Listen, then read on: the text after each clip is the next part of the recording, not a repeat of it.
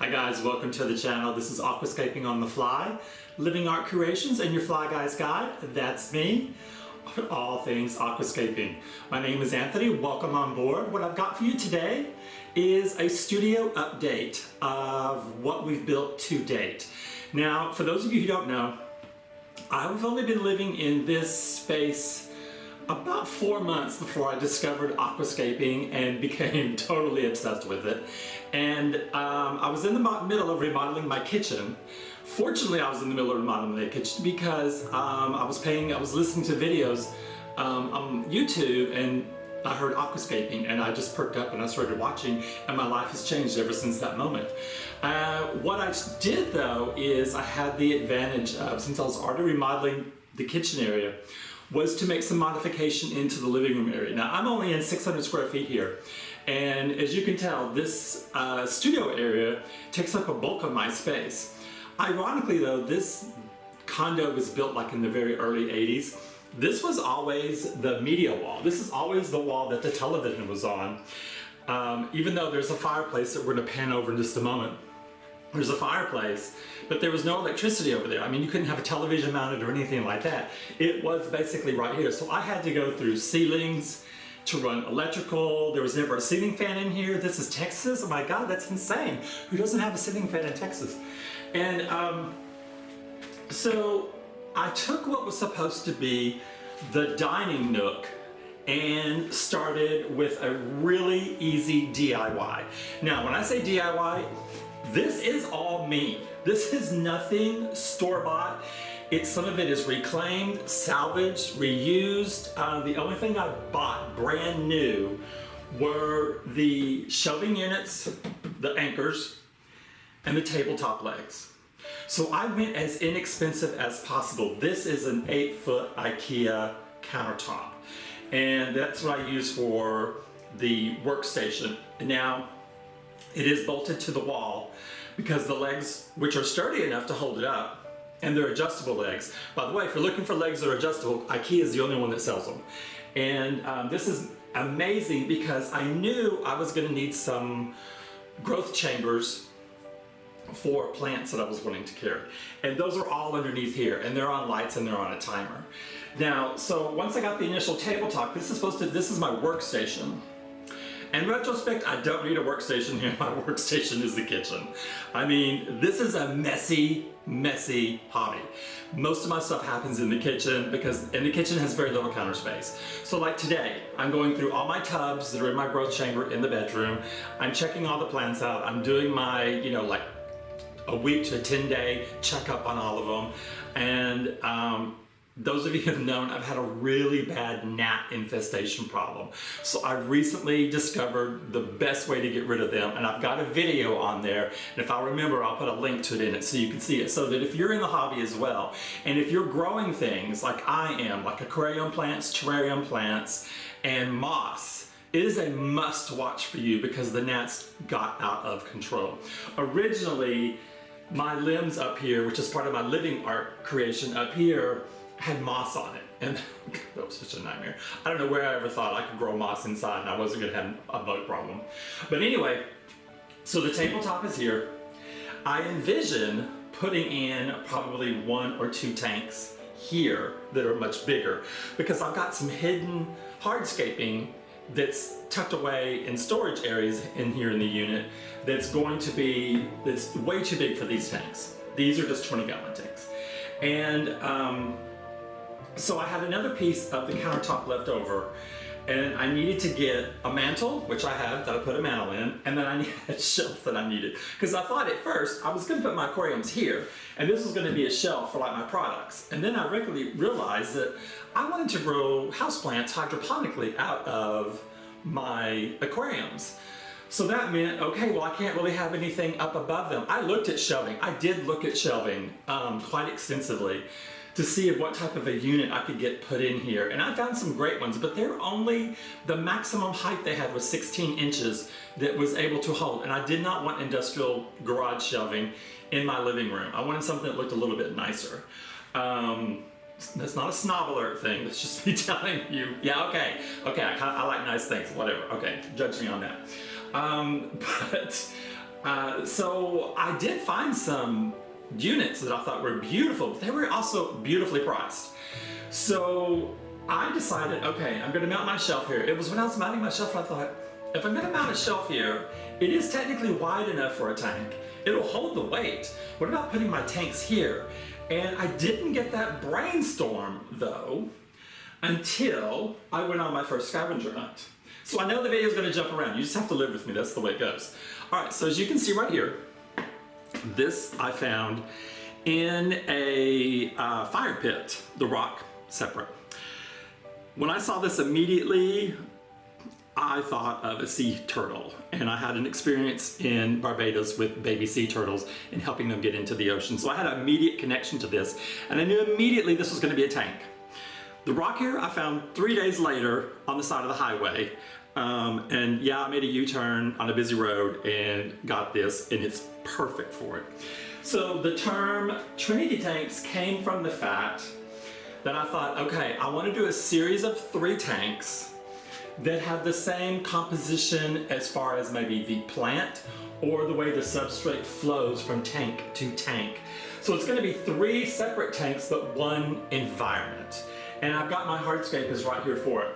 This right here, now some of you are going to say, oh yeah, I get it. This is prayer hands. I found these 2 in the trash and just put them together.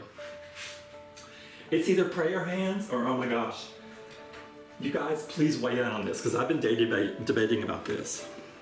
Boy, what if I put this egg here and I called it alien conception? Oh my God, I'm a huge movie buff. So I was thinking about that. It could go 1 of 2 ways. And then my third one, which is going to be this tank, you won't see it until it's set up. But from a distance, to me, this looks like a bird on a wire. And I thought, oh, how awesome if I had Java fern growing behind it to make it look like tail feathers. So that's it. So it's going to be bird on a wire, praying hands, or alien conception, and turtle in motion. By the way, that is the rocks we're going to be using for the first set of 3 tanks.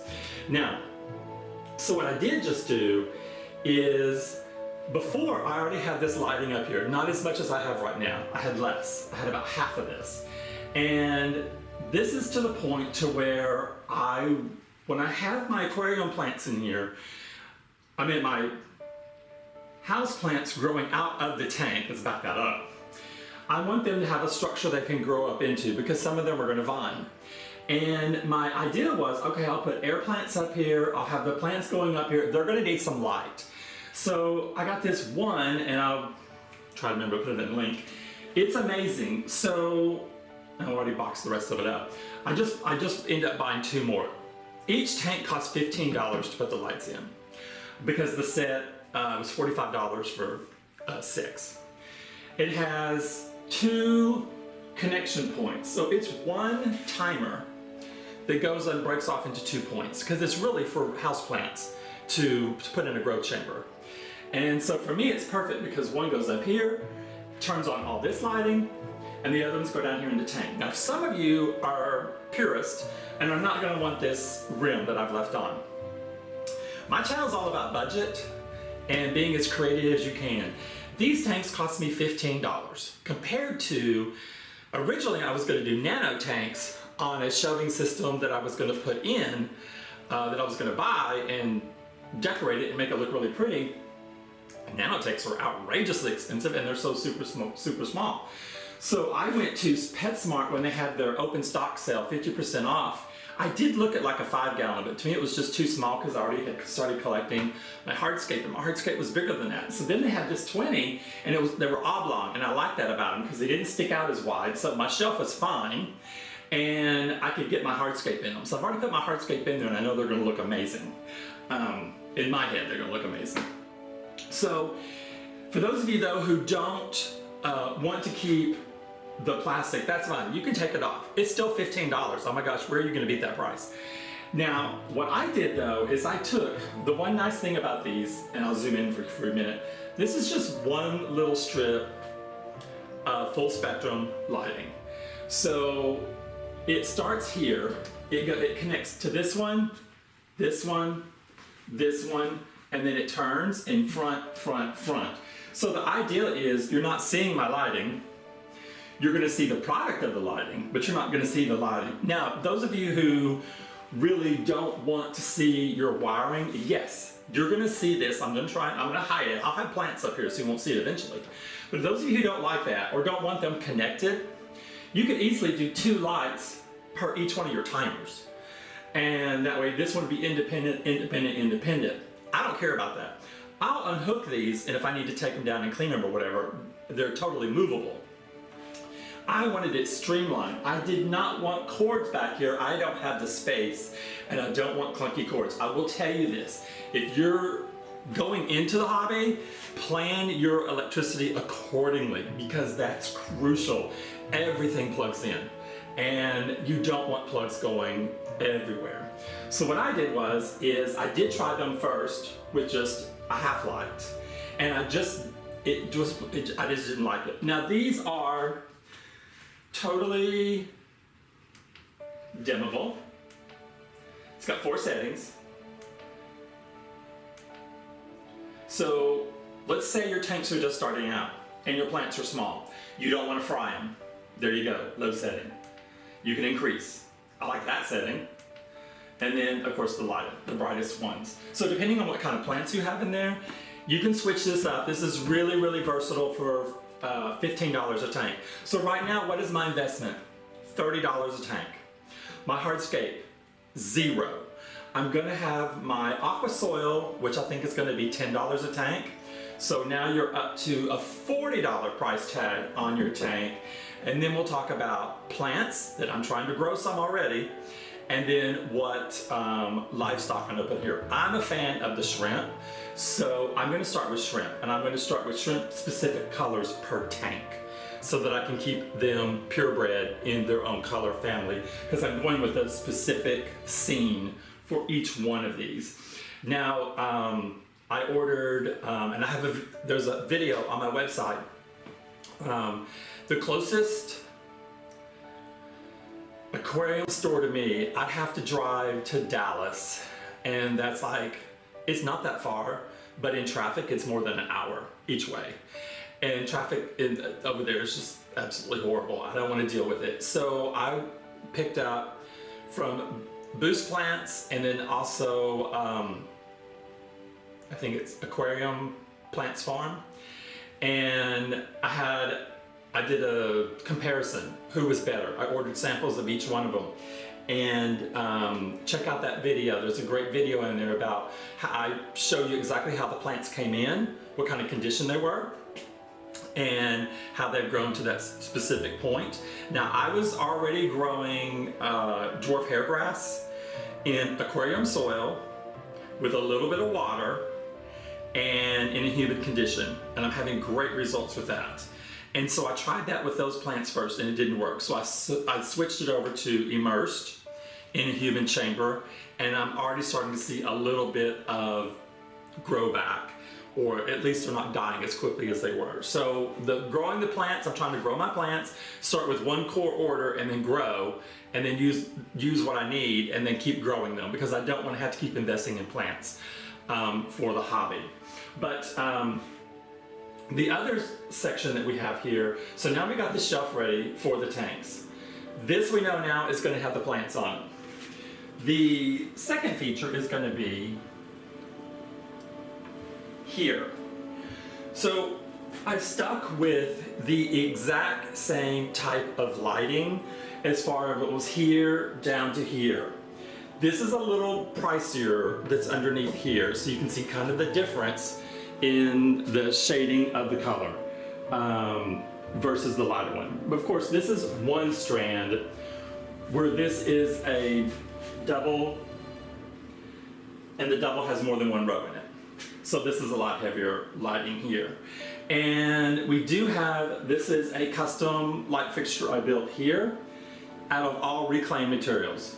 Spotlights I already had, forest, left over from a shelving project, that's going to have some type of a aquarium feature right here underneath that one light.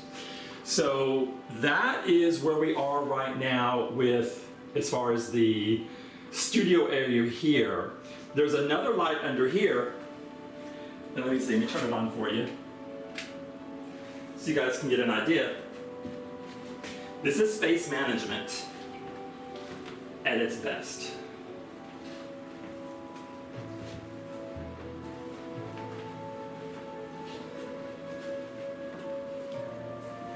And let me make sure you can see all the way down.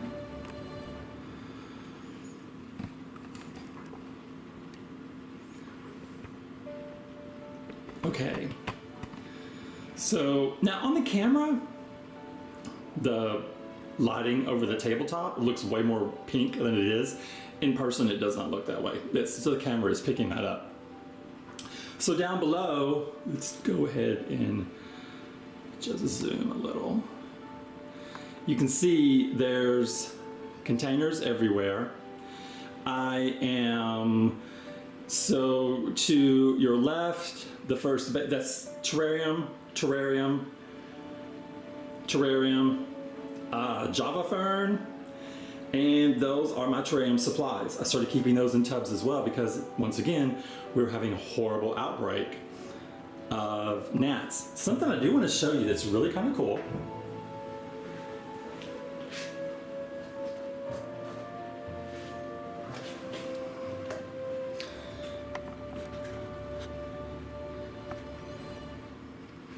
Where's it at? Where am I at? Okay. Guys, see that? I found this in one of my local lakes.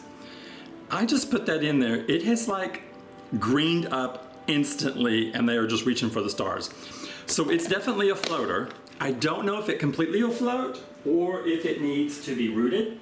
That's just been in that container for a couple of days. And then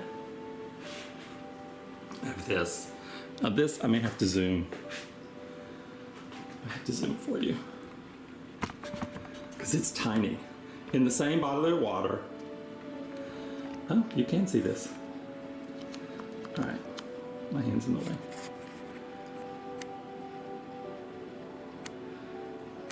You see that?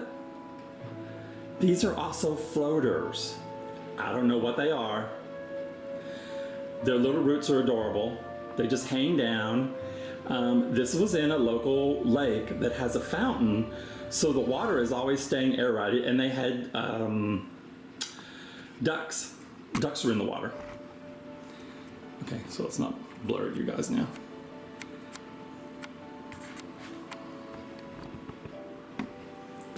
Put these back. So I split these up into two, just in case someone got like, didn't like what was going on. What did I put in here? Oh yeah, I'm trying to get some other houseplants to grow in there.